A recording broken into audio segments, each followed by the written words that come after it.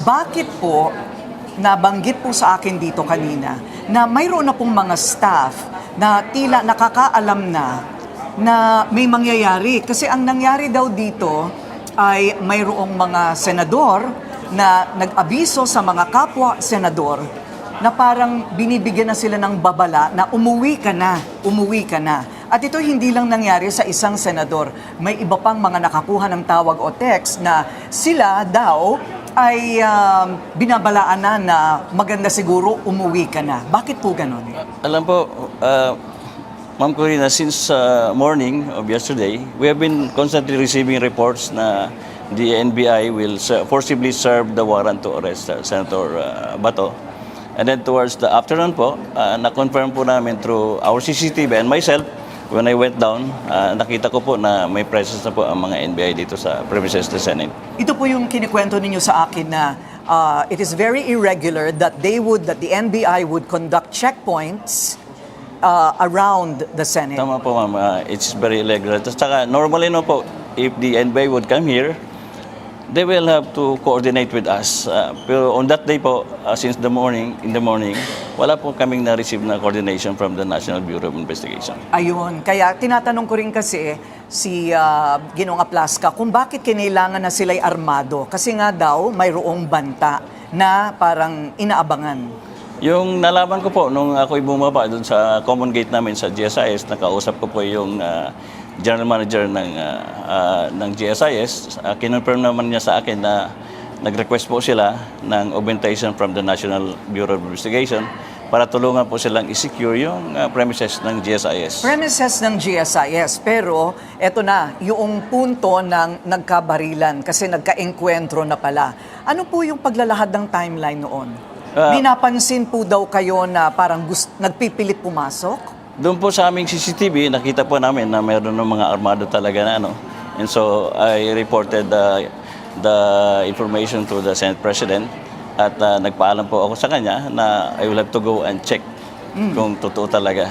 With armed Marines? Yes po, nag-assemble po kami ng aming quick reaction team to include the Marines and the PNP. At pumunta po kami doon sa second floor emergency exit. At malinaw naman, nalinawan naman tayo ni Ginoong Aplaska na ang Office of the Sergeant at Arms of the Senate, they do really have Marines in their office. Tama po, ma'am. The Marine contingent po is part of our regular security force dito po sa Senate. Has it always been that way? Dati pa po bang ganun? Nung dumating po ako dito, the first time I was designated sa SAA, inabutan ko na po na mayroon pong Marines dito sa loob. I see. Okay. So, bakit po, kayo po ba mismo ang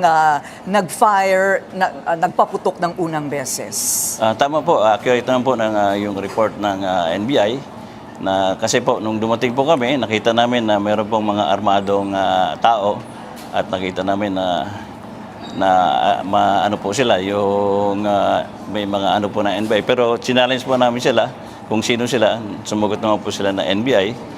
And then, as part of our procedure, binigyan ko po naman sila ng verbal warning ilapag po yung kanilang mga baril. And then? Pero nakita po namin na instead of heeding our verbal warning, tinaas po nila kanilang mga baril. So that prompted us to fire the warning shot. The warning shot was not intended to harm anybody. Hindi po, sa taas lang po. Hindi kaya merong tatagos yun at merong matatamaan sa taas? Hindi naman? Wala na bubong dun sa labas. Nasa ledge po ito. I see. Okay, just trying to make sure that there was no harm intended. Nung hindi po nila binaba ang kanilang mga armas, nag-firing shot, nag-warning shot po kayo, ano po ang susunod na nangyari? After po ng warning shot, na-surprise po kami dahil nag-fireback po sila sa amin. So nag-withdraw po kami ng konti. Then tuloy-tuloy po ang exchange of gunfire. Medyo nakakapagtaka po yun, dahil kung sila po'y talagang accredited NBI, you're all on the same side. Yes po. Of this government. Bakit hindi na lang po nila sinabing, NBI kami, wala kaming gagawing masama or something like that? Tama po, yun naman po ang normal And besides, ulitin ko po, wala po silang coordination, bakit po nandito sila sa premises ng Senate.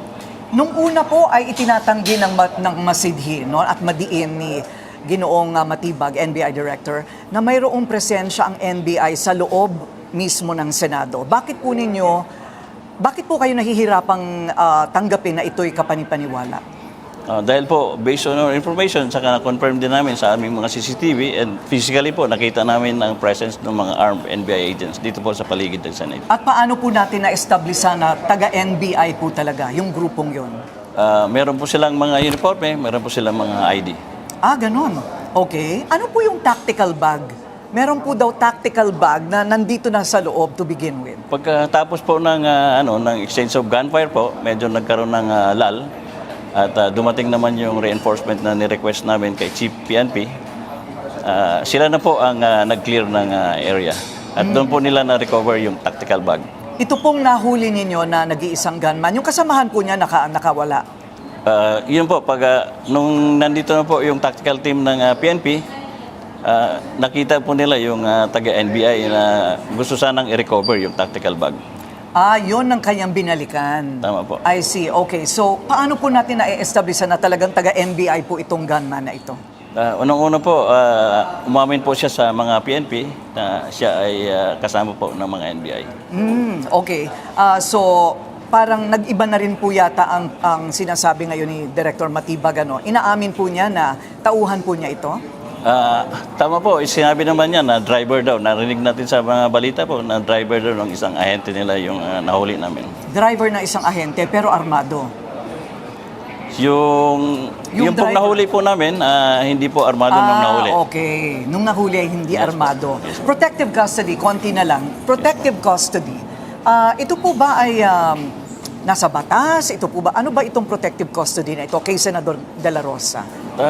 Ito naman po ay sa aking pagkakalam ay in-offer ng Senate para magkaroon po ng protection si General De La Rosa para ma-exhaust po yung kanyang exercise ng all legal and administrative remedies. At wala po kayong kautusan na siya'y pigilan kung siya man ay aalis ng building?